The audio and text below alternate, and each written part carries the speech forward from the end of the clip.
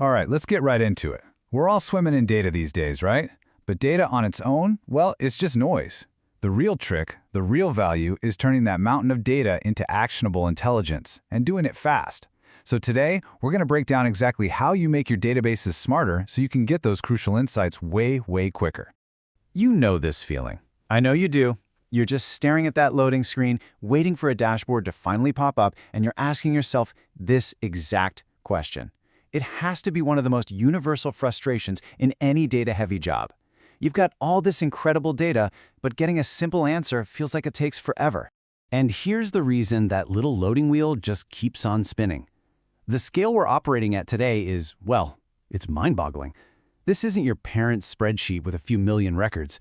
We're talking about analytical systems that have to deal with billions, and yep, even trillions of rows. And you can't just keep throwing bigger, more expensive servers at the problem. That's just not going to cut it anymore. So that leads us to the big one, the central challenge we're tackling today, the billion-row question. Or, as we're about to see, maybe it's the trillion-row question. How in the world are modern databases engineered to sift through these digital mountains and give you an answer in seconds, not hours or days? Well, it's not magic, I promise you. It's just some really brilliant design. Just to give you a sense of what massive really means, look at this number. This is real world. A customer of the Vertica Analytic database is managing a single table with 2.5 trillion rows. Let me say that again, 2.5 trillion. That's not a typo. That is the scale we're talking about when we discuss performance optimization today. So where do you even start with a problem that big? It all begins with the very first, and you could argue the most important decision a database designer makes: choosing the schema. Just think of the schema as the architectural blueprint for your data warehouse.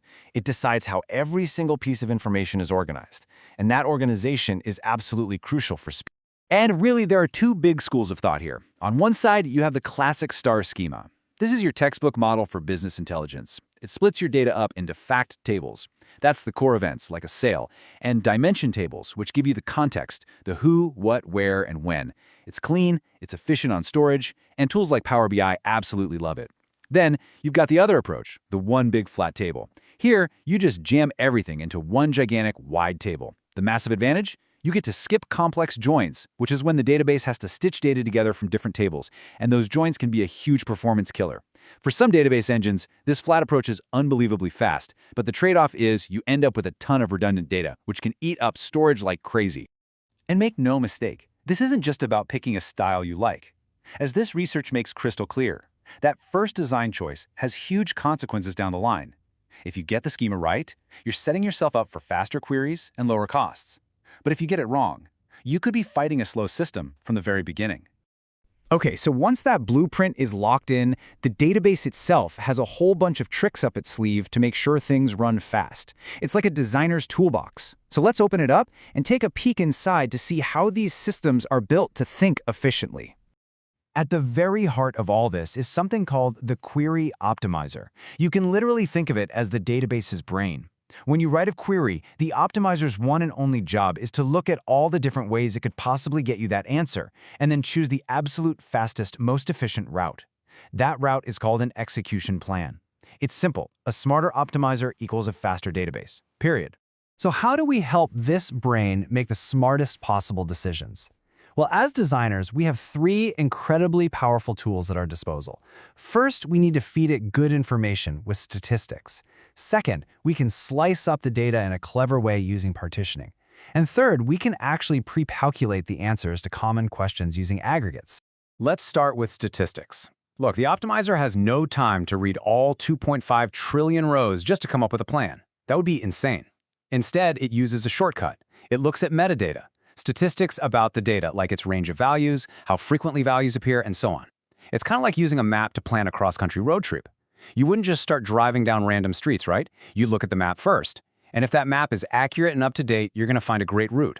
But if the map is wrong, well, you're going to end up stuck in traffic asking why your query is so slow. All right, next tool on the box, partitioning. The idea here is so simple but so powerful. It's just divide and conquer. When you're faced with a giant, overwhelming problem, what do? You break it down into smaller, bite-sized pieces. So in the database world, that means we physically chop up a massive table into smaller chunks. And we do it based on a column that people query all the time, like a date or a sales region. Now this is important.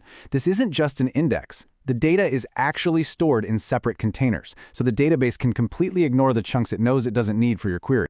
And this visual right here, this is where it all clicks. You can see the table is partitioned by year. So when a query comes in saying, hey, give me the sales data for 2007, the database doesn't even glance at the data for 2006 or 2008 or any other year. It goes directly to the 2007 partition and gets to work.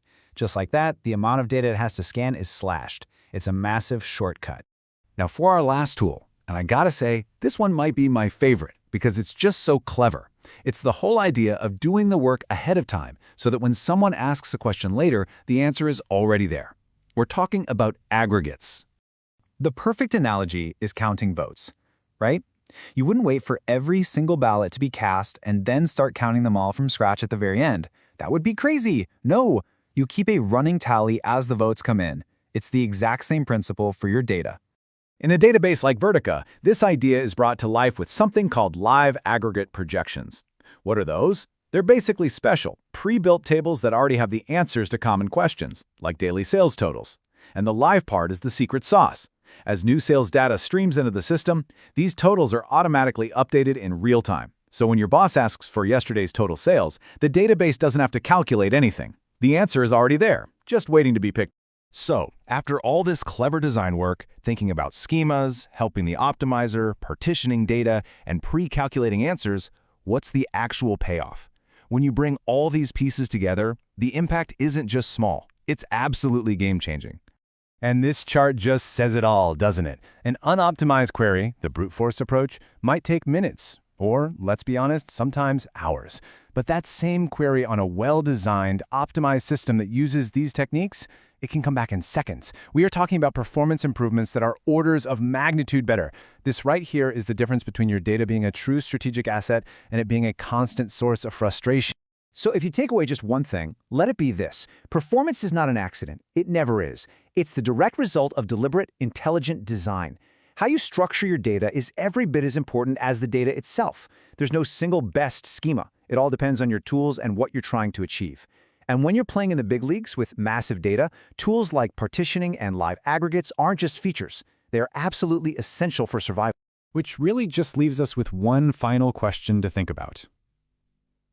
I want you to consider your own data systems. Are they just digital filing cabinets, a place where data goes to be stored, to be archived? Or are they high-performance engines actively and deliberately designed for discovery, ready to give you the insights you need at the speed your business demands?